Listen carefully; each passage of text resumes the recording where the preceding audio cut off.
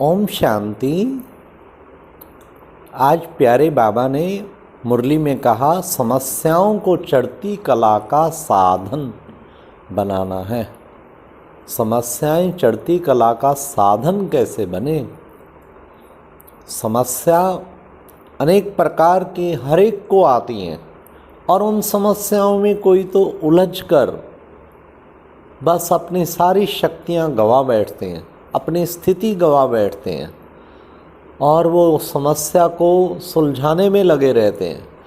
कईयों की जल्दी सुलझती, कईयों की महीनों में, कईयों की जीवन भर समस्याएं चलती रहती। एक समस्या जाती फिर दूसरी से उलझ बैठते, वो महीने 2-3 तक जाती फिर तीसरी से उलझ बैठते और समस्याओं में ही जिंदगी चली जाती। उनसे पूछो व्हाट इज़ द लाइफ, वो कहते लाइफ तो एक संघर्ष है, बस सारा जीवन, क्योंकि उन्होंने संघर्ष ही करते रहे समस्याओं से। लेकिन आज शिव भगवानोवाच ईश्वरीय महावाक्यों में जो आया कि समस्याएं चढ़ती कला का साधन बन सकती हैं, तो कैसे बने, उसका तरीका क्या है? जब कभी कोई समस्या आए, किसी प्रकार की समस्या आ गई, चाहे वो विकराल रूप से आई, चाहे वो कैसी भी आई, समस्याएं शारीरिक व्याधि के रूप में आई, किसी के व्यवहार के कारण आई, कई प्रकार से समस्या आ जाती है। बिजनेस में लॉस के रूप में आई, संबंधों में बिगड़ाव के रूप में समस्या आ गई, अनेक प्रकार की समस्याएं सामने खड़ी हुई हैं। तो उन समस्या में क्या करें?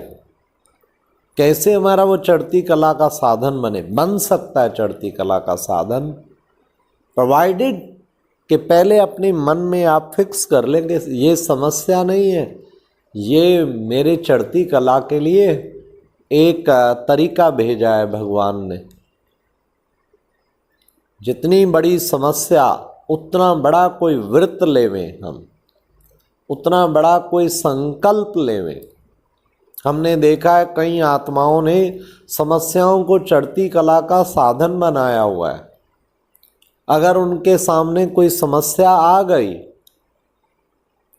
या भारी परिस्थिति आ गई तो उन्होंने उसी वक्त सबसे पहला काम किया, 21 दिन पावरफुल योग करेंगे। एक समय एक स्थान पे बैठ के 21 दिन पावरफुल शक्तिशाली योग। तो उनकी समस्या एक समाधान का तरीका बन गया। कितना बड़ा है, उन्होंने एक उसके द्वारा लॉटरी निकल आई उनकी। कईयों ने तो 1 घंटा किया। आजकल हमारे इस चैनल पे चल रहा है 40 11 से 11:40 तक रोजाना 40 दिन के लिए 21 अक्टूबर तक चालू किया है। लेकिन उसमें बहुत आत्माएं जुड़ती जा रही हैं, लेकिन कल भी हजारों ने उसका लाभ उठाया। और साथ साथ वो 40 ज्ञान सरोवर निवासियों में 6 टाइम ऐसा रखा है 40-40 मिनट का। सुबह 3:30 से 4:50 तक 80 मिनट, 2 टाइम तो 40-40 के ये हो जाते हैं। हर 40 मिनट में अलग लक्ष्य दिया जाता है।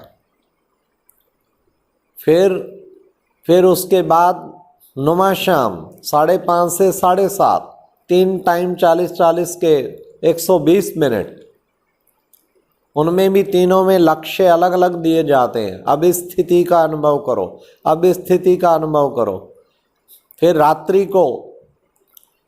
को भी 8:45 से लगभग 9:25 तक, तो वो भी 40 मिनट का होता है। तो इस तरीके से लगभग समझो ये 6 टाइम 40-40 मिनट के रखे जाते। तो एक अच्छा उत्साह, नई चीज होती है, सब में उत्साह होता है, उमंग होता है पुरुषार्थ करने का। तो कभी भी समस्या आए, कुछ संकल्प ले लो, भाई हम 2 बार 40-40 मिनट करेंगे या 3 बार करेंगे या कोई ये 6 बार करे लेकिन उस वक्त शक्तिशाली करे, फिर आप देखो कितना अच्छा रिजल्ट निकलता है। समस्याएं हमें अंदर निश्चय रखो, ये तूफान नहीं है, मेरे लिए तोहफा लाया है। वैसे भी कोई बड़ा युद्ध कोई विजय प्राप्त करता है तो उसको बहुत बड़ा विजय मेडल मिलता है, परमवीर का चक्र का इनाम मिलता है। उसके लिए बड़े बड़े इनाम होते हैं कि इसने तो बहुत बड़ी जंग जीती है। ऐसे कोई बहुत बड़ी परिस्थिति को क्रॉस करता है तो उसको ऑटोमेटिकली ड्रामा अनुसार बहुत ऊंची लिफ्ट मिलती है। इसलिए समस्याओं को स्थिति ऊंची बनाने का आधार बना ले में मंथन करें, उन दिनों में मुरली का और गहराई से मंथन करें। समस्याओं में हम सीखते हैं किसी के संस्कार टकराव खा रहे हैं, कैसे निर्माण चित्त हो के मुझे संस्कार मिलन की रास करनी है, मुझे कैसे मोल्ड हो के औरों को भी मोल्ड करना है। तो कितनी बड़ी ट्रेनिंग हो जाती समस्याओं में। समस्याएं हमेशा कुछ ना कुछ दे के जाएंगी, महान बनाएंगी। तो हमें ऐसे समस्याओं से घबराना नहीं चाहिए। तूफान आते ही समझ लो कोई तोहफा आया है, समस्या आते ही समझ लो आपको कोई ऊंची स्थिति पे पहुंचाने के लिए आए है। बल्कि दूर से ही समस्या को भगा के हम अपनी ऊंची स्थिति पे सेट हो जाएं, और जब हम ऊंची स्थिति पे सेट होंगे तो कोई भी परिस्थिति हमें हिला नहीं पाएगी। पढ़ाई पे अटेंशन रखें समस्याओं के दौरान।